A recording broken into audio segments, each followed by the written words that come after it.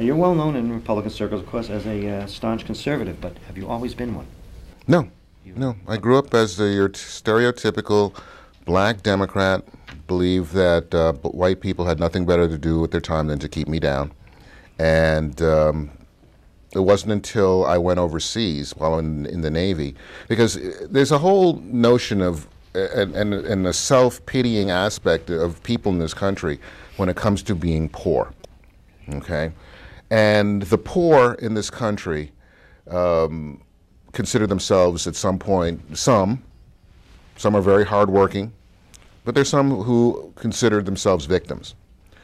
While going to some third world countries and getting a chance to go to some of the real barrios in some of these places, you would see poverty that people in this country would slit their wrists before they would subject themselves to that.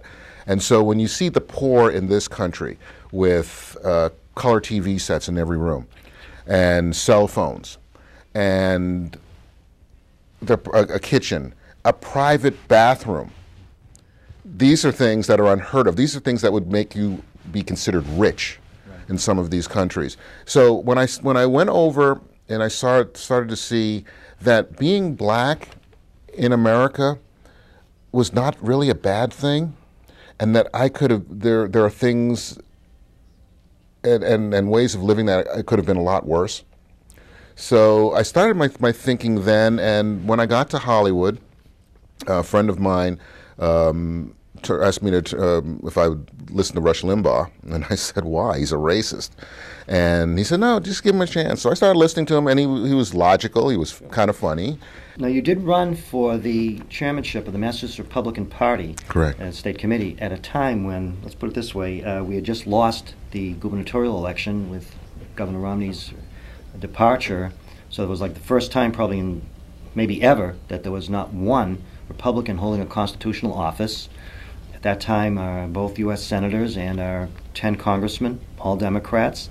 The state legislature was about 10% Republican. Even the governor's council, not a single Republican member. And I mean, it was one of the lowest as far as in a state legislature, if you want to use that as a gauge. Sure. The third lowest in the nation. I think only Rhode Island and Hawaii had fewer Republicans in proportion. What would be your motive? What was I thinking? Yeah, to take all, to want to be the chairman at a time when there was just so much to do. I looked at it as far as not being a negative.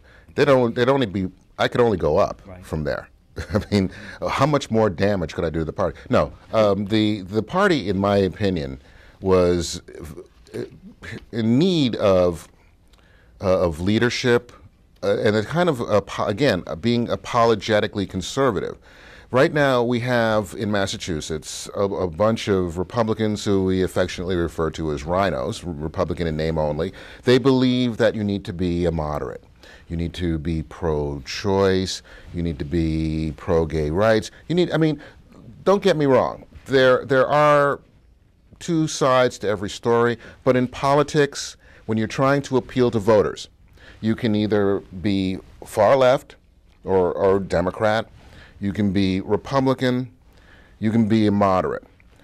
In the case of Republicans, the moderate would be a Republican light. If the voters have a choice, if a Democrat or Republican light, they're going to vote for the real thing. We as Republicans, like Ronald Reagan, need to clearly differentiate ourselves, which was evidenced by the Scott Brown election. He was totally different, pretty much, when it comes to his opinions and his views compared to Martha Coakley. Absolutely. And there was a clear difference and a clear choice for the electorate. We don't give them that, and what I felt we needed to do is we needed to clearly take the party, the state party, in a direction that might be considered hostile or might be considered intolerant, because that's what the left says about us. But I felt we needed to go further to the right to clearly differentiate our positions from the left and give the voters a clear choice. As we saw in the Scott Brown election, when they do have a clear choice, and we saw with the Ronald Reagan election, when the voters have a clear choice, a lot of times they come, especially the independents, will come over to the Republican side. In February of 2009, Yes. I want to thank you again because I was the chairman of the Malden Republican City Committee and I produced a Lincoln Reagan Day breakfast and you were one of our featured speakers. Now, the subject of your speech was hijacking our history. What history were you referring to?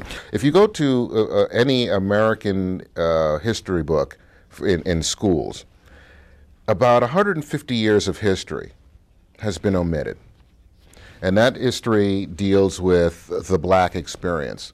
At one point a few years ago, I was asked a question by one of my readers for my opinion on the Jim Crow era. Okay. And in order to make an educated decision, and I also wanted to be fair, I decided I'd go to the most neutral website I could to try to, as a launching point for doing some investigating. And I went to pbs.org. And I was amazed that when I go to the Jim Crow section, there's two columns. One's the Democrat Party, one's the Republican Party. The Republican Party was the abolitionist party. They were created purely as an abolitionist party to slavery. The slogan of the original slogan of the Democratic Party was the white man's party. When you look at who created the Ku Klux Klan, the black codes, the Jim Crow laws, the poll taxes, literacy tests, the fact that the majority of Democrats, the vast majority of Democrats voted against the 13th Amendment. None of them voted for the 14th and 15th Amendment, giving citizen rights, civil rights to black people back in the day. My point is that, yes, Democrats are not, I'm not going to be like a Democrat and say that all Republicans are racist. No. I'm not going to say that all Democrats are racist. It's totally an inaccurate statement. But at the same time, if you continue to lie about your history, then you haven't grown, as a lot of Democrats will say when you present their history to them. They'll say, well, we're a different party now. They'll talk about the Dixiecrats, which is a whole other ruse. But if you go to the Democrats.org website to this day, there's a paragraph that I've referenced on a piece that I wrote where they say that they were supportive and instrumental of every piece of civil rights legislation in this nation's history. It's a bold-faced lie, but they still repeat that to this day. Well, the question is the Tea Party movement. You touched on it briefly before, but have you organized any or? No, I've been actually. My son and I have been to. Well, I went to 3 tea parties on Capitol Hill. My son went with me to 2 of them. And in fact, this is one of the things that Al Sharpton asked me as far as the racism that I encountered at the DC Tea parties. Yeah, we went to the first big one that had like the numbers fluctuate, anywhere from a few 100,000 to 1.5 million. There was a lot of people there. But I was called names at the Tea Party, my own, from people who knew me from my website. And I was assaulted physically. Well, I mean, I was just joking, though, but I mean, people called me my own name. Right. And I was insulted by hugs of people who knew me from my website. We encountered no racism there. And I did do a video about comparing the protests on the right to protests on the left. Right. When you go to a Tea Party, you'll see policemen leaning on their police cars, smiling, talking to the Tea Party people. A lot of them are retired military and retired police people who will talk to cops, and everybody's feeling, having a good time. You go to a liberal protest, once the one constant you almost always see there, riot police in the ready, okay? There's always some kind of, for most of the time, there's public, private property damage that happens. There are arrests, okay?